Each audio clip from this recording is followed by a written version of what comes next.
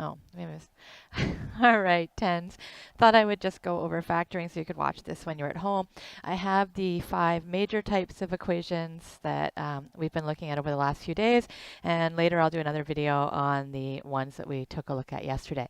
So you may want to pause right now and try these questions on your own. And if you get stuck, then come back and watch them in the video. So the first one is x squared minus 4x minus 60, and we're told to factor it fully. So x squared minus 4x minus 60.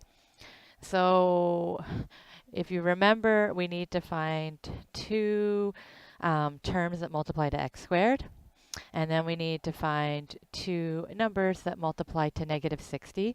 And then when we cross multiply them, they should add up to negative 4x. So if I'm thinking of numbers that are going to add up to negative 4,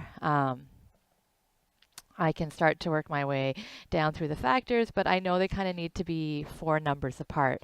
So I would probably start with 10 and 6 because they're 4 numbers apart.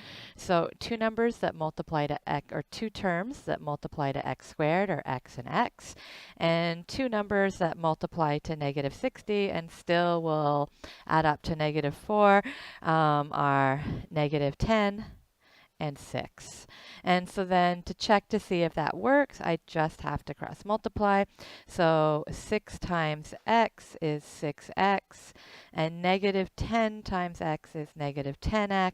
And when I add up 6x and negative 10x, I get negative 4x. And that's exactly what I was looking for in the middle term. So I know that that's going to work. And so because when we put them in our brackets, we are going to have to get one term in one bracket to multiply by the other term in the other bracket. They need to be in different brackets. So this will be one of our brackets, and this will be the other of our brackets. So when we write it out, we know that we have x minus 10 and x plus 6. Now, you don't have to do it this way, of course. You might notice that in this case, because there's only an x squared here, these can only be x and x. And so if you can just find two numbers that multiply to negative 60, so negative 10 and 6, and add to negative 4, so negative 10 and 6, then you can just write them in the brackets. But if you're not ready for this yet, then keep working this way. Okay, so that's the first one. So now we're going to do the second one. So the second one is x squared minus 8x plus 16. And so the one thing that I forgot to tell you in the first one is the first step before you do anything else is to look for common factors. So the very first thing you want to do is look for the greatest common factor. The greatest common factor. So in this case, the only number that can divide evenly into all of these is 1. So because the greatest common factor is 1, if we divide it out, we're going to end up with what we have already, so we can ignore it. And so now we want to go back to what we were doing before, where we look for two terms that multiply to x squared and two numbers that multiply to 16. But as I'm doing that, I take a look over here and I say, oh, wait a minute, whatever my two numbers are, they also are going to have to add up to this negative 8x. So I know that 4 times 4 add up to 8, but in this case I need negative 8, so probably negative 4 and negative 4 because they will multiply to 16 and also add up to 8. So I'm going to check that out. So I'm going to do x times x to get my x squared, and then I'm going to do negative 4 and negative 4. And I can easily check because negative 4 times x, so I cross multiplied x by negative 4, and then x by negative 4, and when I add up negative 4x and negative 4x, I get the middle term, so I know I have my two factors. So again, I'm going to take this one and write them as brackets. So I have x minus 4 and x minus 4. All right, so now I'm going to try the third one, and the third one is 3x squared minus 9x minus 30. So once again, we're going to look for the greatest common factor. And in this case, when I look at all three of those terms, hopefully you're all saying that the greatest number that can divide evenly into all three of these is 3. So in this case, it's 3. So that means I want to factor that out first. So I'm going to factor out the 3. And when I factor, what I'm doing is I'm factoring that 3 out of all of these, like out of this whole expression. So I have to divide this whole expression by 3. So if I say 3x squared, right? So I'm just going to do it over here so you see the math. I'm going to do 3x squared divided by 3. Well, that's going to be x squared. So I'm going to put the x squared here. I'm going to do negative 9x divided by 3. So that's going to be negative 3x. So that goes here. And then I'm going to do the negative 30 divided by 3, and that equals negative 10.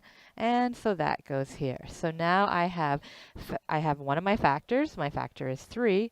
And so now I just need to factor this remaining expression. So to do this then, what I want is I want two numbers that multiply to x squared, or two terms, and then two numbers that multiply to negative 10. So x times x multiplies to x squared, and then I look at this negative 10, but I know the difference has to be 3, so I'm looking for two numbers that are 3 apart, so 2 and 5, and it has to be negative 3, so I want my 5 to be negative. So I'm going to do negative 5 and 2, and then I'm going to check it. So I cross multiply, so I have 2 times x, and then I have negative 5 times x, and when I add those up, I get negative 3x, which is my middle term. So I'm going to do 3, and then I have my one factor, x minus 5, and then I have my other factor, x plus 2. So in this case, I have 3 factors that multiply together to make 3x squared minus 9x minus 30. Okay, so let's continue on to number 4. So number 4, the equation was 4x squared. It was 50x squared minus 18. So first, I'm going to look for greatest common factors. My greatest common factor in this case, I can divide 50 by 2, and I can divide 18 by 2. So in this case, my greatest common factor is 2. So I'm going to divide 2 out of this whole expression. So I'm going to come and I'm going to take 50x squared, and I'm going to divide it by 2, which gives me 25x squared. And then I'm going to take negative 18, and I'm going to divide it by 2, and I get negative 9. So what goes in here is going to be 25x squared minus 9. So now I have to figure out if I can factor this further. Okay, so I do it the exact same way. I look here and I say, okay, 25x squared. So I need to find two numbers or two terms that multiply to 25x squared. So that's going to be 5x right now and 5x. And then I'm going to look over here and I want two terms that multiply to negative 9. So I'm going to do negative 3 and 3. So I'm going to check to see if it's right. So I do 5x times 3, which is 15x, and 5x times negative 3, which is negative 15x. And this adds up to 0x. So I look at my expression, and I'm like 25x squared. I don't have any x's, so this is exactly what I was looking for. So these factors are correct. So once again, it's going to be 5x minus 3 and 5x plus 3. I still have the 2 because that's one of the factors, and then I do 5x minus 3 and 5x plus 3. Now, for those of you who are already recognizing that this is a difference of squares, if we take a look at the expression down here, when we don't have that middle term, and this is a square, because we know that 5x times 5x makes 25x squared, and this is a square, 3 times 3 makes 9, then you might notice that we can actually almost skip this step because we recognize that both of these are squares, and so we can just simply take the two numbers that square to make 25x squared, the two numbers that square to make 9, and recognize that since there's no middle term, as long as one is negative and one is positive, that we end up with this expression. And then moving on to our last expression, so we have 2x squared plus x minus 6. So 2x squared plus x minus 6. So again, first we look for greatest common factors. In this case, only 1 can divide into all three of those terms. So if we divide it by 1, it stays the same. Then our next step then is to say, okay, now let's take two terms that multiply to 2x squared. So we're going to have 2x and x. And then we need two numbers that multiply to negative 6. So I'm going to do negative 2 and 3. And I'm going to try these. And what I know is that when I multiply these together and add them, when I cross multiply and add them up, they have to add up to positive x. So in this case, I'm going to do 2x by 3x, so I get 6x. And then I have negative 2 by x, so I have negative 2x. Well, 6x minus 2x is 4x, and 4x is not x. So I'm going to try another set of factors. So I'm going to stick with my 2x and x. And remember, these are always positive, right? And so now down here, I'm going to switch these around and see if it makes a difference. I'm going to do 3 and negative 2. So when I cross multiply this time, I get negative 4x and positive 3x. Well, that adds up to negative x. I'm closer. The only difference is a sign. So I know I have the right numbers now, but I probably just have my negatives in the wrong place. So I'm going to try one more time. So I've got 2x times x, and then I have negative 3 and 2.